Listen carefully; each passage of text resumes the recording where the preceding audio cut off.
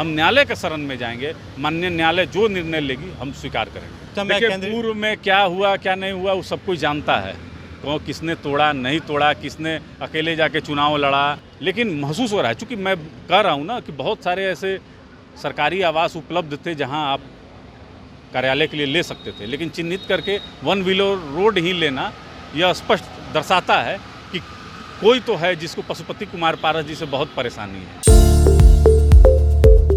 अभी हम मौजूद हूँ लोजपा ऑफिस यानी राष्ट्रीय लोक जनशक्ति पार्टी के ऑफिस के पास, और ये ऑफिस अब पशुपति पारस से छीन के चिराग पासवान को दिया जा रहा है। भवन निर्माण ने एक नोटिस जारी किया है जिसमें 1 महीना पहले इनको बोला गया था कि प्रधान कार्यालय जो है आपका वो खाली करें, और खाली नहीं हुआ 1 महीने के बाद, तो कल से फिर से एक नोटिस जारी किया है कि जब तक आप खाली नहीं करेंगे तो जो बाज़ार रेट रहेगा उससे 10 गुना रेट लिया जाएगा। हम इसके बारे में आपको बता रहे हैं कि ये राष्ट्रीय लोक जनशक्ति पार्टी का ऑफिस है, और जिस समय रामविलास हुआ करते थे वो यहीं पे, जिस समय पटना आते थे और यहीं पे वो रहते थे और उनका ये कार्यालय भी हुआ करता था। लेकिन रामविलास के मरने के बाद जो पार्टी डिवाइड हुआ, एक तरफ पशुपति पारस और उसके बाद रामविलास के बेटा जो चिराग हैं वो 2 डिवाइड हुआ, जिसमें पशुपति पारस ने जहां पर प्रधान कार्यालय हुआ करता था लोजपा का वो अपने पास रखे,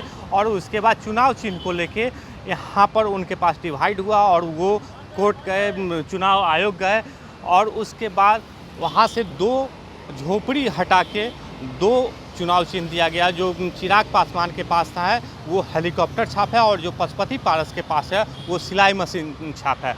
अब ये कह सकते हैं कि जैसे उस समय केंद्रीय मंत्री हुआ करते थे पशुपति पारस, तो उनको ये प्रधान कार्यालय दिया गया, लेकिन चिराग पासवान कार्यालय को छोड़ के अपना चुनाव चिन्ह बचाने में लगे रहे। लेकिन उस समय जो चुनाव हुआ था विधानसभा चुनाव, उसमें उनको कहीं भी किसी भी तरीके का सहयोग नहीं मिला। लेकिन अब चिराग पासवान इस लोकसभा चुनाव में 5 सीटों पर चुनाव लड़े और 5 सीट चुनाव जीते और केंद्रीय मंत्री बने हैं। और उसके ठीक बाद जैसे ही केंद्रीय मंत्री बने तो बिहार सरकार के मुखिया यानी नीतीश कुमार का आशीर्वाद उनको मिला, और चिराग पासवान ने साफ तौर पे यही कहा कि अब वो चाचा से बदला लेंगे, और चाचा से बदला लेना शुरू कर दिए हैं, और उनका जो प्रधान कार्यालय है उनको अब छीनने का प्रयास किया जा रहा है। और यह कह सकते हैं कि भवन निर्माण ने एक नोटिस जारी किया था पिछले 1 महीना पहले कि पशुपति पारस का जो ऑफिस है वो अब खाली करना होगा। 1 महीना पहले आप लोग को नोटिस मिला भवन निर्माण के द्वारा, अभी तक खाली नहीं किए हैं। नहीं, देखिए, भवन निर्माण के पास तो हमने बहुत पहले से पत्र लिखना प्रारंभ कर दिया था, और 14/6/2024 को भी एक पत्र हमने लिखा कि जो बकाया राशि है उसको बताया जाए, उसको हम भरने के लिए तैयार हैं। लेकिन चूंकि इसी महीने चिराग जी को 4 तारीख का आवेदन उनका था, 8 तारीख को स्वीकार कर लिया गया, जबकि लोक जनशक्ति पार्टी के नाम से ये बंगला आवंटित था।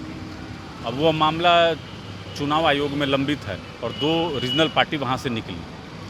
हमारा दावा था, चूँकि हम इसमें पहले से रह रहे थे, तो उसके बावजूद इस तरीके की कार्रवाई से यह प्रतीत होता है कि यह एक दबाव और प्रभाव वाली राजनीति है। यह राजनीति के तहत किया गया है, राजनीतिक के तहत किया गया। लेकिन भवन निर्माण तो सरकारी विभाग है, वो आपको 1 महीना पहले नोटिस दिया, आप लोग खाली नहीं किए, फिर कल एक नोटिस जारी किया गया कि यदि आप लोग यहाँ किराया नहीं देते हैं, खाली नहीं करते हैं, तो बाजार रेट से 10 गुना रेट पे आपसे लिया जाएगा। क्या आप दे सकते हैं क्या? देखिए, वो एक अलग प्रक्रिया है।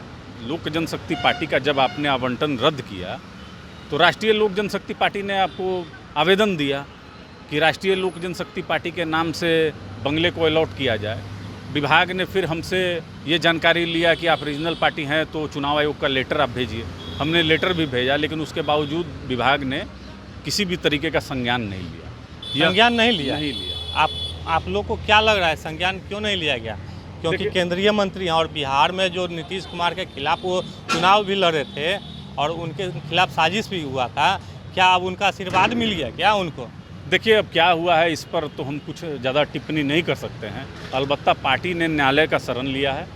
अब माननीय न्यायालय जो तय करेगी पार्टी उसको स्वीकार करेगी।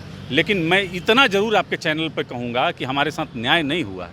क्यों? हमारे साथ न्याय नहीं हुआ है। माननीय मुख्यमंत्री जी के राज्य में न्याय के साथ विकास का दावा किया जाता है, लेकिन इनके विभाग से कोई पूछे कि जब एक पार्टी बराबर आपसे संपर्क कर रही थी तो क्यों नहीं उसको वो बंगला अलॉट किए, और यही बंगला क्यों चिराग जी को चाहिए? ये तो पशुपति जिस समय रामविलास हुआ करते थे उस समय यही ऑफिस नहीं, हुआ सुन- करता था, यहीं पे आके रहते सुन थे। लीजिए। तो जिस समय रामविलास मरे तो आप ही लोग ने छीने थे। नहीं, सुन लीजिए। 1977 से विधायक हैं आदरणीय पशुपति कुमार पारस जी। लगभग 84 के लगभग उनको यह बंगला अलॉट हुआ था, तब से उन्हीं के नाम पर था।